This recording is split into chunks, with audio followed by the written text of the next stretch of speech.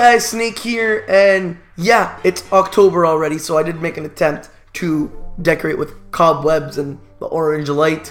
Don't ask why the lights over there are pink. The box said orange. I opened them up. They were pink. Don't ask why. I didn't feel like going back to the store, put them up, and I said, I'll make it work.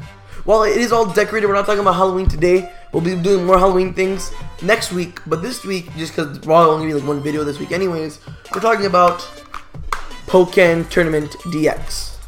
Now, this game came out on September 22nd, and I picked it up the day it launched. This came out on September 22nd, and I want to review it. First of all, I do want to mention, there's the reversible cover art. It's on the inside, and you can put it on the outside, and this looks really nice. I love Shadow Mewtwo, but that's besides the point. That's just for display, so let's put this back. If you don't know what Pokken Tournament DX is, it's basically a fighting game, sort of like a one-on-one fighting game, like Street Fighter or any other fighting game. It started off as an arcade game. If you guys didn't know Pokken Tournament, it's some fighting game, and Pokemon decided to make their own version of it called Pokken Tournament. And it was traditionally an arcade game that then became a Wii U game that was really short-lived because the Wii U was really short-lived and the Wii U sucked. So not really many of that copies were sold of Pokken Tournament DX, but I feel like this game is a really good fighting game, so I'm going to tell you why. Personally, I didn't play that much of the Wii U title just because I don't own the game. When it came out, again, I wasn't that much into the Wii U actually because it was such a fail and there was no hype around it. Everyone was thinking how bad it was. So I bought the main stuff, but I didn't really buy Pokken. It didn't look like something I would like. I played at friends' houses, I played it here and there. So I didn't really get all into it. So everything I'm saying in this review, if it already existed in the Wii U title, I don't personally know. I'm just saying why it would be worth to get this game if you have a Switch. The main thing was it's basically the same game, just with DX in the title. The main differences are they added 5 new Pokemon. Other than the 5 new Pokemon added to the roster, creating a total of 21. I heard I think there's a couple new stages, there's a couple new modes, and that's basically it. I don't know that much of what was added. Again, I didn't play the game personally, and from what I'm reading is that there were some tweaks, there were some new maps, but mostly the big update was for 21 Pokemon. That may not seem like a lot considering how many there actually are. Considering you can level each one up to level 100, that's a lot of progress you can do. Getting each one to level 100, maxing out their stats, like getting so good with each of them. It gives a lot to do in the game, makes the game worth playing over and over. Oh, in terms of a fighting game, one thing I personally like in fighting games is customizing your controls so you can have the best experience. And from ARMS, it took them a couple updates to get the customizable controls. Pokken did it right. They put it right in, so you can customize it from the beginning, especially because the default layout is really not good. The game in a whole is a beautiful game. I'm going to show you guys some gameplay on screen right now, just to show you how nice it is. While the recording I'm showing you is not the best recording, it is just to show how nice the game actually looks, how it plays. Everything about it was really fine-tuned. And obviously it's a fighting game, so how would the fighting be? Well, I don't know about you, when you get the master and the controls with the blocking and the grabbing and all these little mechanics, it adds up, and these combos are actually so rewarding. There's mechanics like obviously every fighting game has like that ultimate move. This is the synergy burst, and when you do it, the animations are beautiful. Again, beautiful game, but it also feels so rewarding when you actually play it.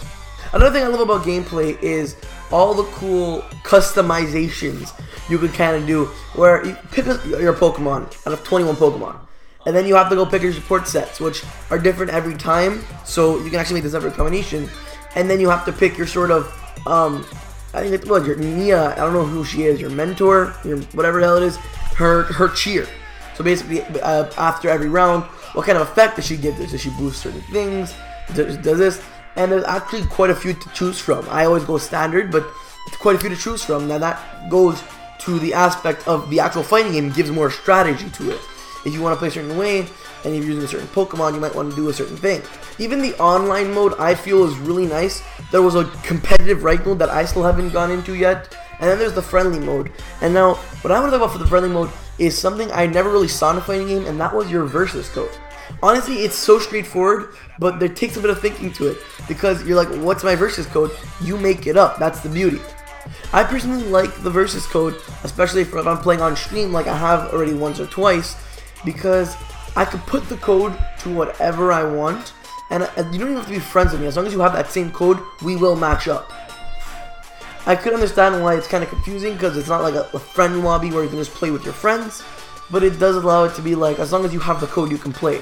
So I already see bigger channels, not me, doing these live streams with a code, and everyone will just join that code to guaranteedly play with that player. They don't have to like send a friend request and accept it and all that stuff. It doesn't matter. I'm thinking about the code. The online play seemed pretty smooth. I haven't really disconnected. What sucks is when you go to rematch and the other player disconnects.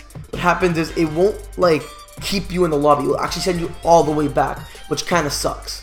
So that's the only thing I have with the online playing. But other than that, it's smooth. I haven't been disconnected.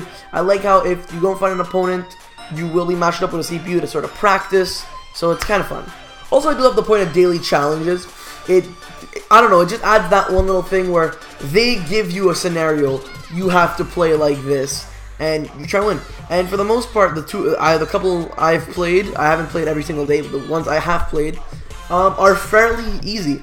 The funny is the character that you play as, you get skill points for them, and that actually helps you level your guy up. You get rewards for it. It's fun. It's a little bonus. It's a little feature they added to the game, and that's what I like. They also obviously have a little story mode where you fight through all these battles, but again, that's just for the little extras.